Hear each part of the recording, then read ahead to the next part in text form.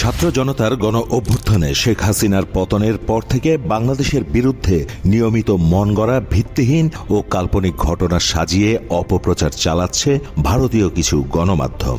4 দিনে কলকাতা দখলের একটা হাস্যকর হুমকি তারা দিয়েছিলেন। বাংলাদেশে সংখ্যালঘুদের নির্যাতন করা হচ্ছে উল্লেখ করে কিছুদিন আগে নড়াইলের একজন হিন্দু নারী পশ্চিমবঙ্গে অবস্থানরত তার ভাইয়ের ছেলের বিয়েতে গেলে সেখানকার মিডিয়ায় বাংলাদেশে হিন্দু ধর্মাবলম্বীদের ওপর অত্যাচার, নির্যাতন, খুন করা হচ্ছে বলতে বাধ্য করে বানোয়াট কাহিনী প্রচার করে। পরে নড়াইলে খোঁজ নিলে তার পরিবার ওই ঘটনার তীব্র নিন্দা জানায়। পরে ভিডিও কলে বাংলাদেশি গণমাধ্যমে ওই নারী জানায় ভারতে যাওয়ার পর তাকে ভয় দেখিয়ে এসব বলতে বাধ্য করা হয়।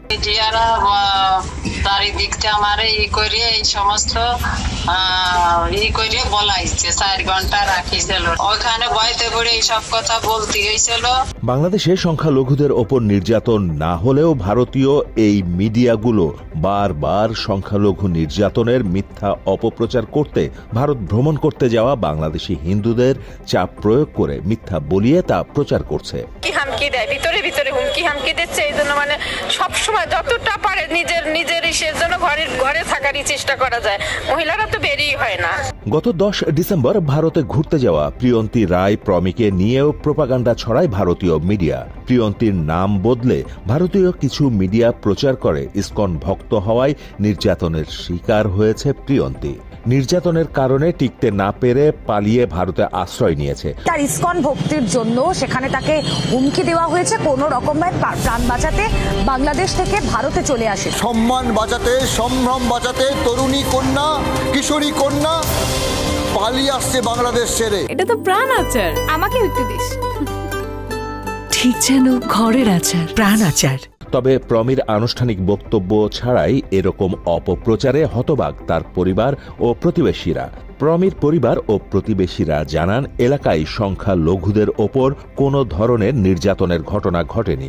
ভারতীয় গণমাধ্যমগুলোতে মিথ্যা সংবাদ প্রচার করা হয়েছে। ওখানে সংবাদ মাধ্যমে যেগুলো প্রচার হয়েছে তো সেগুলোর সাথে কোনো ভিত্তি নাই।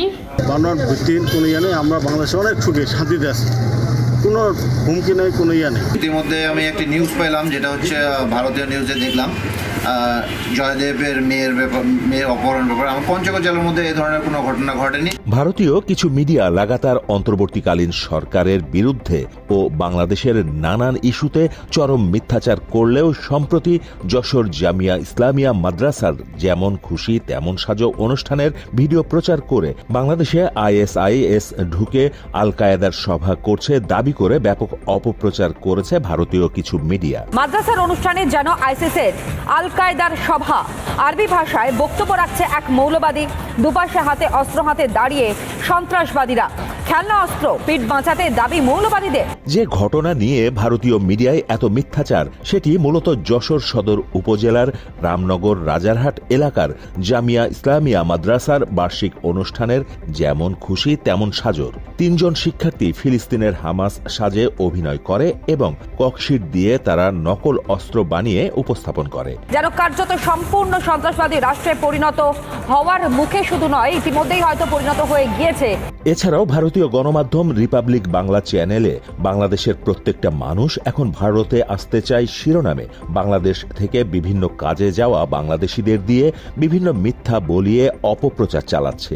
বাংলাদেশে যে ঘটনাটা ঘটছে সেটা সারা রাষ্ট্রে, সারা বিশ্বে, সারা দেশে এটা নিন্দাজনক ঘটনা বলবে, এটা অন্য কিছুই বলবে না। তাদের উপর অত্যাচার ফিনান্সার চালাচ্ছে একমাত্র জঙ্গিরা। মাত্র 30% টাকায় জমির মালিক হয়ে নতুন বাংলাদেশের গড়ে তোলার স্বপ্ন দেখা বাংলা বসতি। কিছু জমি জায়গা সবকিছু তারা ফেলে আসছে, আর সে কাজের জন্য এই মুসলমান বাংলাদেশি মুসলমান জঙ্গিদের কারণে আসছে এখানে। বাংলাদেশে তুলসীর মালা পরে তো রাস্তায় চলতে পারে না, তো কেন ওই হিন্দু দেখলেই ওদের জেহাদি কার্যকলাপ শুরু করে দেয় যে এটাই হিন্দু, একেই মারতে হবে। আজকে তো মানে আজকে বিশ্ব জানতে পারছে এটা এই কারুকার্য অনেক জেহাদি দেশের সঙ্গে এদের লাইন আছে।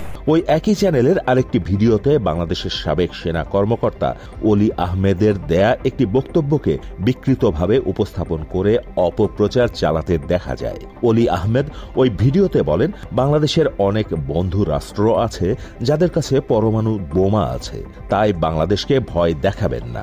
আপনাদের অনেকগুলি দেশের অর্থনীতি নির্ভর করে বাংলাদেশের উপরে। বাংলাদেশের সাথে পাঙ্গা দিলে এটা খুব কস্টলি হবে। আমি কয়েকটা মিটিংয়ে বলেছি, অ্যাটম বোমার ভয় দেখাইেন না, নিউক্লিয়ারের ভয় দেখাইেন না। আমাদের অনেক বন্ধু রাষ্ট্র আছে যাদের কাছে নিউক্লিয়ার বোম আছে এবং তারা দিতে রাজি আছে। এই বক্তব্যকে বিকৃতভাবে উপস্থাপন করতে ভিডিওর শিরোনাম দেয়া হয়েছে পরমাণু বোমা ছোড়ার হুমকি বাংলাদেশের প্রাক্তন সেনাকর্তার।